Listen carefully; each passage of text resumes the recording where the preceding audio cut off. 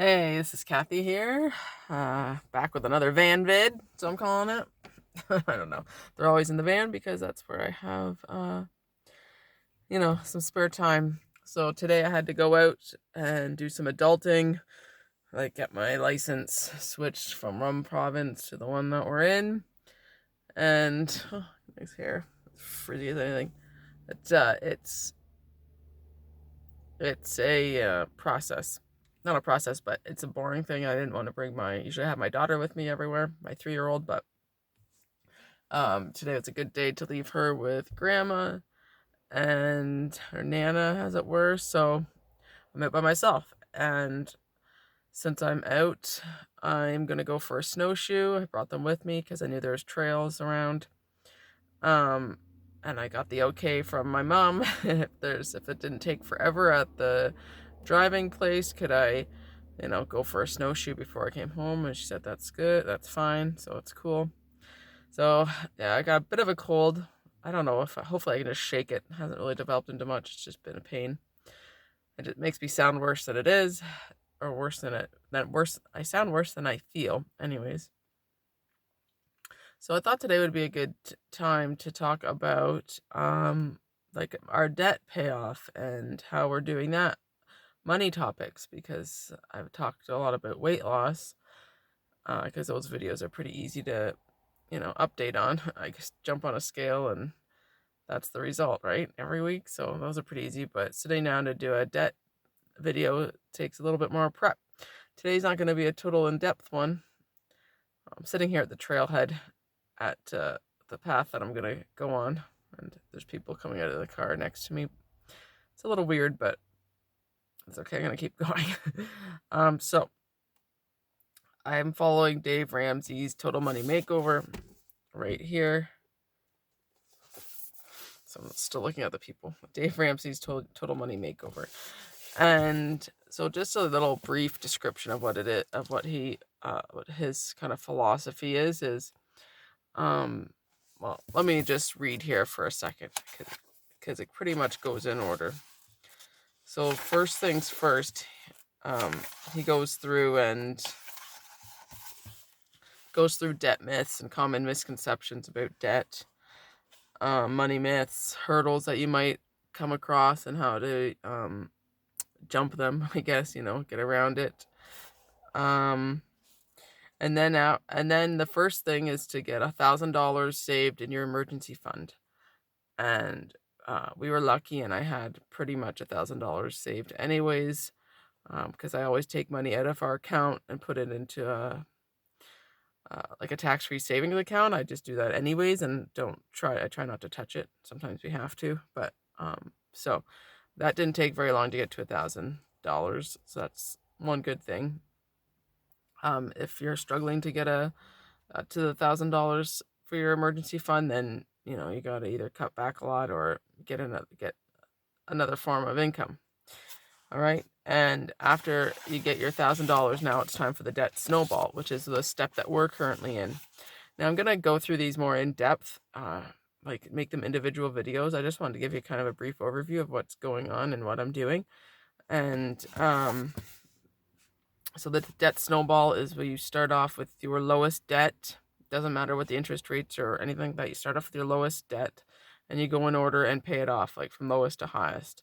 And the theory behind that is you get like small wins. So like when you get a credit card paid off and it's done, you're like, woohoo. But if your credit card had like 100 grand on it or something, it would take forever to get that, gratification. Whereas if your credit card has like $500 on it, and you get that paid off, you're like, oh yes, it's a win. It's a small win, but those small wins add up. And then how the snowball works is that, for your next debt, after you paid off the previous one, you put that money towards the next debt plus the money that you're already paying on it. Like if you have 2 credit cards that need to be paid, you can't just leave one and not pay it. You have to pay the minimum payment on all of your cards. You just put more money down towards the credit card that you're trying to pay off. So so the next debt, after you pay off the lower amount, you put all that money that you're putting towards the next amount, plus like the minimum payment. So you can see how it kind of snowballs. But then after that, after you're done all of your debt, paid off all your debt, you start working towards a emergency fund, like a more substantial one, and it goes on and on and on. But I'm not at those steps yet. We're at the debt snowball, and this month has been the first month that we actually really did it. I think right at the end of, no, I guess it was the beginning of February was when we really started doing this method. Like, I'd get money out. We use envelopes, and like I said, I'm gonna show you guys all this in future videos. Just do them one at a time, like be more in depth. But you have basically just have envelopes, and you put money that you're saving. So you take out a certain amount each week, and you divide it up into the different envelopes, like gas, maintenance on the car. I have groceries. I have a lot of different envelopes because I'm saving cash for, like, even the kids' sports things that I'm like they like to do, like soccer for the spring and summer. I'm saving for that now, so that it's only like $10 a week instead of having to pay out like over $100 at that time. Then you already have it, and it only, it wasn't too painful. You already had the money. So that's kind of the theory. We have a lot of envelopes right now because we want to go snowboarding again, and we want to do a couple of fun things that are going to be going by the wayside soon, because we do want to concentrate on spending our debt, no, paying down our debt and spending less. So that's kind of where we are. So I just wanted to give you just a little overview of the Total Money Makeover. Just a general about this book. It doesn't actually break it down step by step. Like, it doesn't give you like, okay, do this first, then this, then this, and this. They're all chapters.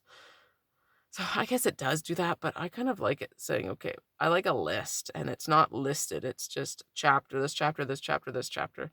So that's what I kind of don't like about it. I like all the theory behind it, but I don't really enjoy how this book was written. But, I kind of like action tasks, like, okay, do this now do this, do this. And this book isn't that. I guess because everyone's income is different and everyone's situation is different, you can just be like, okay, it's not a cookie cutter solution. It's you kind of make your own, you kind of not make your own, but you just tailor it to your own situation, following the rules kind of thing. Like, I don't know, but if you're struggling with debt and money problems, I highly recommend this book. It has like a lot of reviews, and there's a lot of good reviews, and a lot of people have their stories inside this. Like, there's a lot of stories of people that have paid down their debt, even on single incomes and things like that. It even stresses it's nothing new. It's really not. It's spending less and saving more and putting all your money towards your debt. It's not anything new and revolutionary. It's just something that you need to do. And when it's time to get your butt in gear, and you feel like, okay, this is it, I gotta fix our money problems or money issues, try out this book.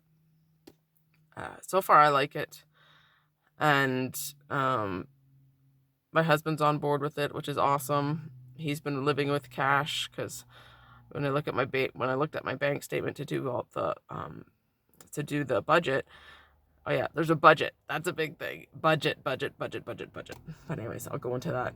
But you need a budget. If you don't have a budget, you're spending too much money every month, like guaranteed. So get a budget. I was bad. I did a budget for a while, and it works out. Then you get money.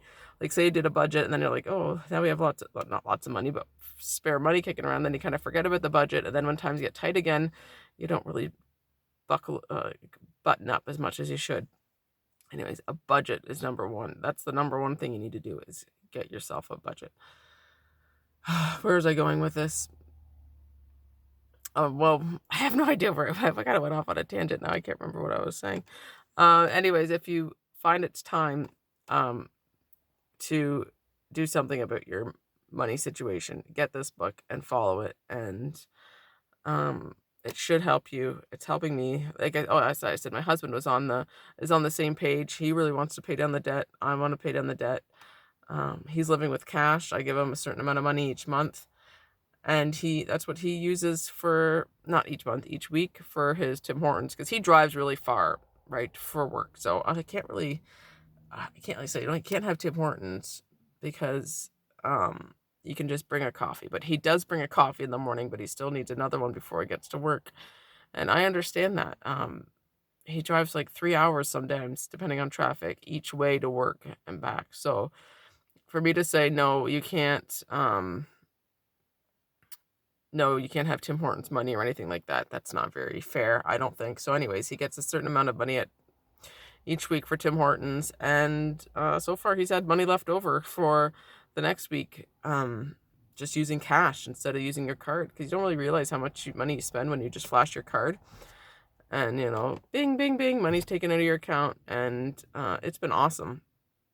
And I actually love carrying cash. I love paying with cash. People are so surprised when you pay with cash. I had to get my computer fixed, and he said, okay, it's going to be $75 or something like that. I think it was $73. And I pulled out cash. He's like, oh, you're paying cash? Well, how about it's just 65 then? So like, that's really awesome. You can get some discounts if you go to, obviously not big box stores aren't going to give you cash discounts, but like mom and pop shops, like the computer repair guy, just a small store that I went to, because they have to pay fees on all of their transactions that are bank related, credit card related. And when they don't have to pay fees, generally they pass the savings on to you and they charge you less because they're not paying as much just to have the cash transaction. So it's pretty awesome. That was when that happened. I was like, oh yeah. And that happened to my husband too. We were paying for one of the kids, or the kids' sports. They like do axe throwing, and we were paying for that for the league. And they skipped the tax on our payments. So we paid the fee, but with no tax, which in Ontario was 13%. So, it's not an insignificant amount. So that's pretty cool too. So, yeah, always try to get a deal when you're paying with cash, especially when you're paying, if it's a small business or anything really. I always try to go for a deal, right? So, okay, that'll wrap up this video because I think I'm trailing off. I just wanted to update you on what's going on and where this little money talk are going. I think I'm just going to go and delve deep into this book, and at least up to the spot that we are, because there's a few things, and show you how to use a budget. There's software that is free. You just have to go online and sign up for it through like Dave Ramsey's website, that you can get an online budget, and that's what we've been doing. And every transaction I record in on the budget. So a budget is not a fixed thing. It changes ours changes month to month or week to week, because my husband's pay is different each week depending on how many hours he works, right? So there's like a spot in this book for irregular pay. So he's got it covered. And yeah, so I just wanted to go over that, and I'll be delving deeper into this book for these little money chats and just any updates that happen, like when we actually pay off a credit card, yay, which we haven't yet, but I put more money down, I paid off more money on my credit card in the last 2 weeks than I have in like months, just by being vigilant and knowing where my money is, knowing that, okay, I have this much and I know I need this much for the week. I have this much left over, so I know how much I can put on my credit card in addition to the minimum payment. So it's a pretty good feeling to actually get a handle on what is happening. And I want you to have that same feeling too, if you're struggling like I was or still am sometimes. But anyways, I better go get a walk in here, or I won't have time, or a snowshoe. I haven't been on this trail, so I'm not sure if it's snowshoe or just regular hiking boots, but I think I'm going to bring the shoes and see what happens. Okay, I hope you guys are having an awesome day, and stay positive and work hard. I'll see you in the next one.